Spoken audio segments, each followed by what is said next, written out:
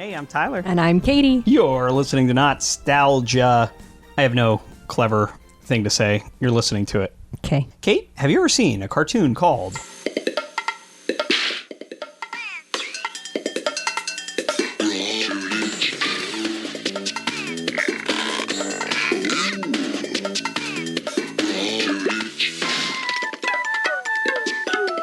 Raw Toonage? That sounds bad. Raw Toonage. I don't like that. I don't like it. I haven't seen it. Toonage. But I'm just going to go out on a limb and say I don't like it. Do you think it's supposed to sound like raw sewage? Okay, you're gonna see raw sewage. You're gonna see raw Toonage today. I don't want to see raw Toonage. I just don't want it. So I was under the impression, until making these notes, that this was part of something we've discussed before, the Disney Afternoon. That was their syndicated block of cartoons, right? That aired on lots of different channels, because that's what syndication is.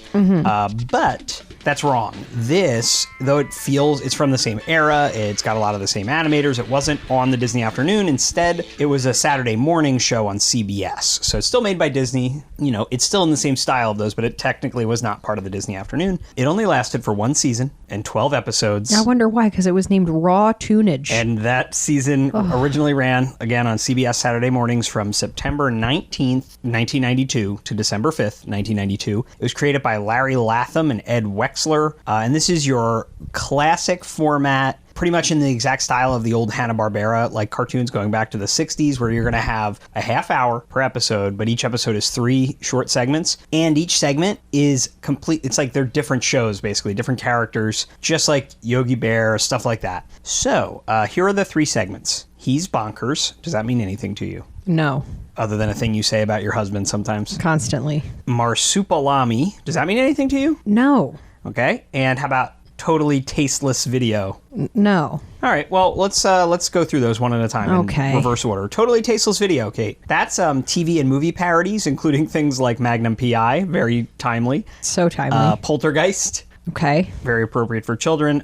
Sometimes these are very specific, like those two. Sometimes they're more general, like they might do commercials, things like that. Okay. But it's like silly, almost in the style of Rocky and Bullwinkle. You ever seen Rocky and Bullwinkle? No. I know you were Bullwinkle for Halloween one year. That's true. Well, which was just a Bullwinkle hat. Listen. And then a pair of gloves and a sweatshirt. Both my parents were working, Kate. They were working hard. They were working hard. Gotta provide for the fam. We'll talk about Rocky and Bullwinkle another time. Let's just put a pin in that. That's got to be a whole episode. Okay, so that's one of the segments. Marsupilami is a Franco-Belgian comic character created in 1952 by Andre Franquin, Franquin.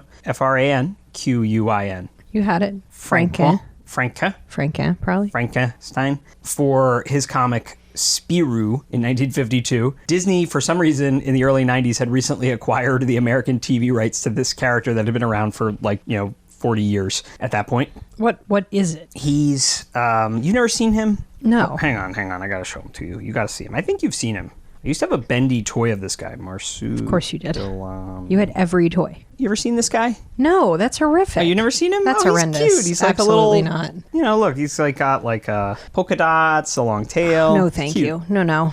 All right. Anyway, so that's Marsupilami. And then He's Bonkers, okay, stars a character named Bonkers B. Bobcat. And these are supposed to be very much in the style of old theatrical Disney and Looney Tunes cartoons. Like, that's what they're inspired by. But, like, imagine there's a character you never knew existed then called Bonkers. And there's a little bit of interesting backstory here that actually explains all of Raw Toonage. So before Raw Toonage, Disney was developing a Disney Afternoon show inspired by the, at that time, recent movie Who Framed Roger Rabbit. But it wasn't going to be Roger Rabbit. It was just kind of in the same mold as that. So the idea was they were going to have a cartoon character, Bonkers, the Bobcat, who was retired from making cartoons and is now a police officer. So they were working on this Bonkers show, and that was the whole premise. Like, wow, this is an old cartoon character. Now he's retired from being a cartoon character, and here's his life. But the production just kind of was delayed, and while they were working on it, someone working on it decided it would be kind of interesting if they actually made the cartoons that this character supposedly starred in before retiring. So that's what this is. That's what the Bonkers segments on Raw Toonage are. So Raw Toonage is just this weird mishmash. It seems to be this weird cornucopia, this weird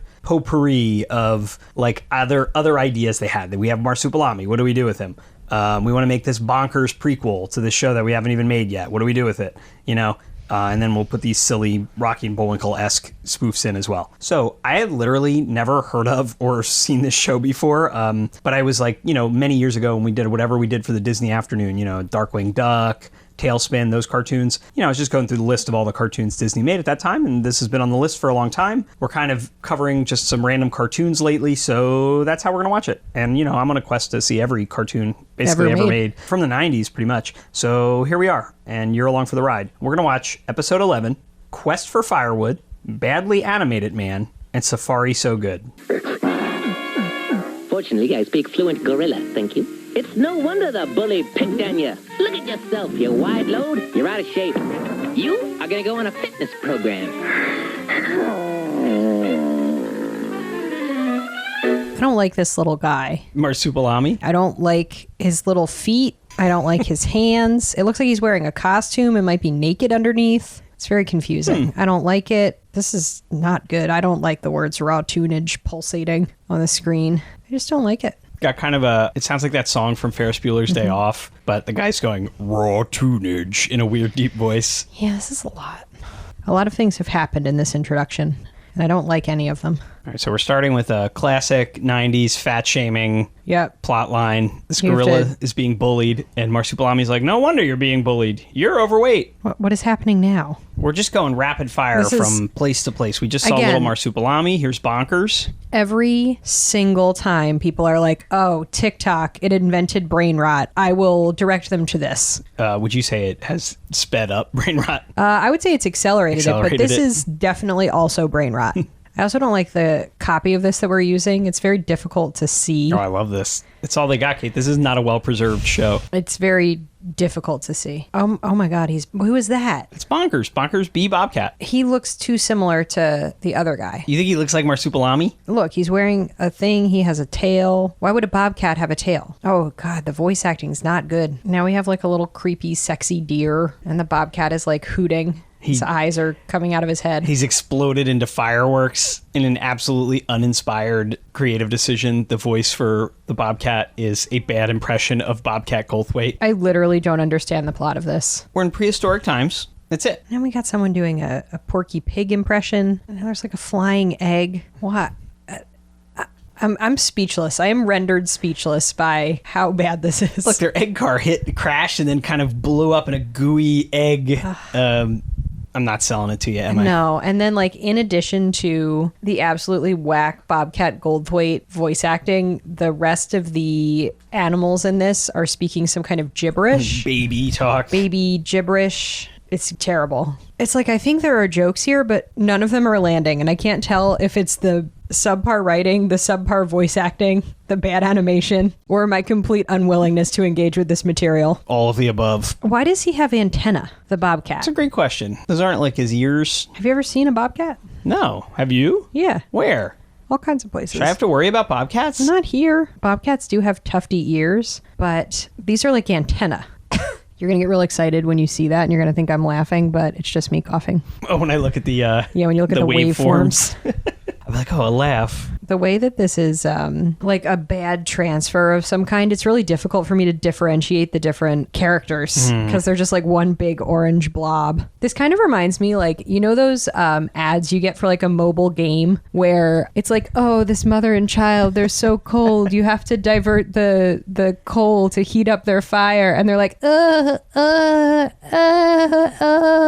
That's all I got from that. That prehistoric plot about fire. Yeah, it was genuinely so bad. Oh, good. We're back to fat shaming. Yeah, Marsupilami is kind of sprinkled throughout, it seems. Oh, my God. We're getting like a minute here and a minute there. This is so horrible. What? Here's some frogs playing calypso music. If I was a parent in the 90s, I would have taken my child's TV. 100%. Right. If I had stumbled upon my child watching this, I'd have been like, you're done. No more TV ever. Come on, here's totally tasteless video.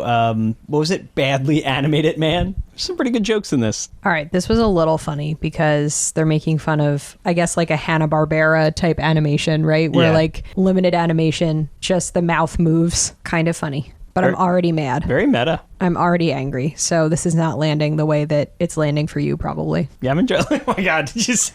It just like moved him across the screen, and you could just see like that was good. Just the way they're sliding him around is great. He can only do one punch, which is funny.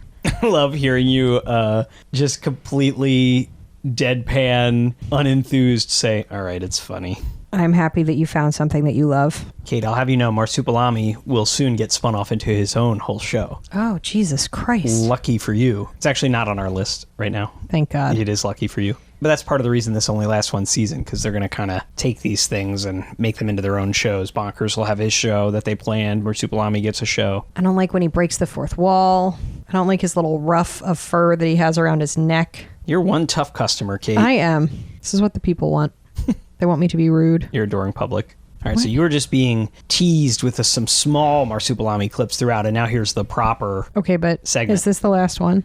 Yes. I have nothing to say about this. Stone cold. Marsupilami's making jokes, then you hear the little drums. This doesn't amuse you? No. This feels like it was transparently made to sell Super Soakers. I know that every kid's show is made to just sell Super Soakers. Or whatever they were running ads for. It's whatever is in between the commercials, but this feels just very transparent, you know? Keep these kids placated. Yep. Yeah, this isn't the greatest thing I've ever seen. Badly Animated Man had that had some potential. it had a personality. It had some good jokes. And that's a one-off. That's just one tasteless TV, you know. It there could be to any spoof. Sell Super Soakers and Barbies with makeup in their skirts. The toxic makeup. Oh, The lead-based makeup. I remember wanting that one. Good you didn't get it. You'd be in a class action lawsuit right now. That's true. You only ever get like $12 in a class action lawsuit, so. You know, I naively thought maybe this would have some sort of like funny satire about like the safari tourism industry. Did not. It does not. There's a safari going on, but that's just a setup for some pretty uninspired Marsupilami shenanigans. And I like shenanigans. Don't get me wrong. Look, he just got launched to the moon. Just seems like a lot of misplaced like vocalizations. He just keeps going gow, gow, gow, gow. I don't like that. So many sound effects. I thought it was over. No, we're back to the Marsupilami segment is over, but now we're back to the Marsupilami frame story. Interstitial. So much screaming, Grunting growling, moaning. And there's like a girl gorilla here. in a tube top. This is confusing. You know she's a girl because she has lipstick on and a tube top and a little bow. Hey, it's a little chilly around here, isn't it? You know, you guys could really use a good fire.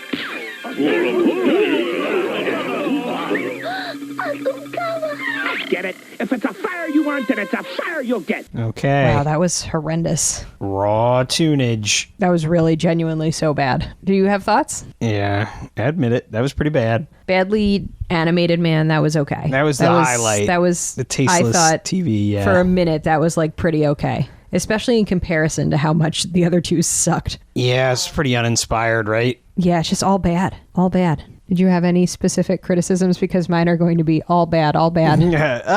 No, I mean, it's just, I think this is part of the big sociological experiment. You know, I consider this podcast almost more of a really poorly controlled research experiment than an entertaining podcast. You know, we're watching our way through all these things. We're seeing what they're like. And most of the time, the idea is, I loved this thing as a kid. Kate, I want you to see it. You never saw it as a kid. Is it actually good, or do I just have fond memories of it? And this is kind of, I think, supporting that idea, because I have no fond memories of this, even though it's from the same cultural stew as all the early 90s cartoons that I love and adore, but maybe I just love and adore them because I saw them as a kid. I don't know. This did absolutely nothing for me other than Badly Animated Man, which, wait, maybe I spoke too soon. Maybe two of these just suck and one was okay. Oh, I don't know, Kate. I'm conflicted. You're not, though, right? No confliction? No. I don't have anything. I have no conflict here. I am confident that this sucked eggs. Yeah, it wasn't great. If anyone out there loved Raw Toonage, let me know. I was also excited to find this because it's kind of hard to find. Disney hasn't preserved it super well. And sometimes in my mind, I'm like, oh, great. This is like a little rare, hard to find piece of media. Won't it be rewarding to find it and watch it? And that was not the case. All right. Well, that one kind of sucked, but hopefully next week is better, more entertaining. Maybe not, though. Who knows? Tune in next week. Find out. Sorry, Kate. Sorry to put you through that. I did not like it. That's right. When there's trouble and you can't afford a well-drawn superhero, there's always Badly Animated Man. 1, 2, 1. Cheaper than a 10-cent toupee.